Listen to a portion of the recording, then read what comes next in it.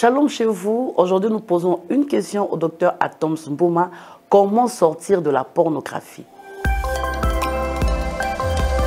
Merci beaucoup, Pasteur Toti, pour cette opportunité de parler justement de cette question que vous avez posée, combien pertinente.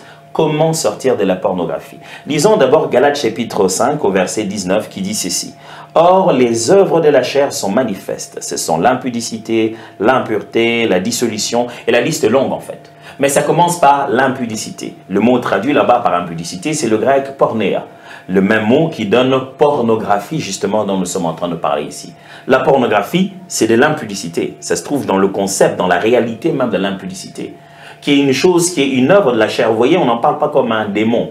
On montre plutôt que la manière dont une personne vit en restant selon la chair, ça signifie qu'on parle, on réfléchit, on voit des choses qui nous étisent, qui nous donnent, qui nous poussent dans un domaine de sexualité, mais sans respecter les normes de Dieu. On le fait à la manière de l'homme animal, on ne respecte pas les normes de Dieu, on le fait comme on le veut, comme on le pense, sans respecter les normes de Dieu. C'est ça ce qu'on appelle de l'impudicité. Il y a un langage impudique, il y a des pensées impudiques, il y a des images impudiques. Tout cela, ça constitue justement l'impudicité. Et la pornographie en fait partie. Souvenez-vous aussi que la Bible interdit formellement d'aller regarder la nudité des autres personnes. Alors, comment sortir de là? Beaucoup de gens sont déjà dans la pornographie sans s'en rendre compte.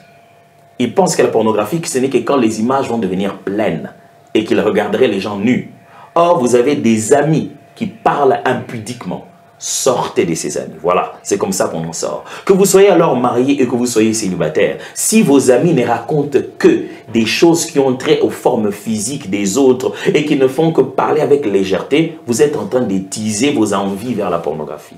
Sortez des milieux des gens comme ça. 2. Si vous vous attachez à tout ce qui est sexy, c'est-à-dire tout ce qui est au bord de la sexualité, de la manière de s'habiller, dans la manière de ce que vous regardez, que ce soit des documentaires, même si c'est quelque chose qui n'est pas vraiment sexuel en fond, c'est un film romantique.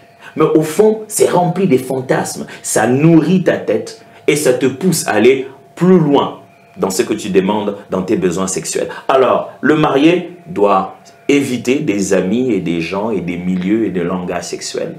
Même chose avec les célibataires. Je vais insister quelque chose. Les gens pensent que quand tu t'es marié, alors, automatiquement, tu cesses d'être esclave de la pornographie. La pornographie, ce n'est pas un esprit mauvais d'abord. La pornographie, c'est une addiction. C'est-à-dire un comportement pour lequel tu as pris tellement plaisir que tu en es devenu esclave. Tu le fais tellement et tu attends tellement le plaisir. Et à chaque fois que tu le fais, tu veux faire plus parce que le plaisir d'hier devient moindre. Tu veux plus. C'est comme ça que l'addiction s'est faite. Tu demandes toujours un peu plus. Tu es satisfait. Aujourd'hui, tu pries, oh Seigneur, pardonne-moi. Mais demain, quand tu refais ce que tu as fait hier, tu ne ressens plus la même douleur. Il faut que tu dépasses encore les limites pour que tu ressentes la prochaine douleur. Et c'est comme ça que ça ouvre une porte vers l'ennemi. Alors, le fait de se marier et d'avoir un cadre dans lequel tu vis ta sexualité ne signifie pas que tu es libre de cette addiction. Parce que même dans ta vie de couple, tu auras du mal à demander à ton conjoint de faire les choses que tu vois dans ta pornographie. Et même certains couples ont même fait plus. Ils amènent la pornographie dans les couples en disant que c'est pour les étiser. Vous n'en avez pas besoin. Vous êtes en train d'amener un péché et vous êtes en train de faire un culte dans votre couple. Et ce n'est pas une bonne chose. Comment sortir de cela? Arrêtez de regarder les images pornographiques. Arrêtez de vous exposer à un langage, à des amis et à un milieu pornographique.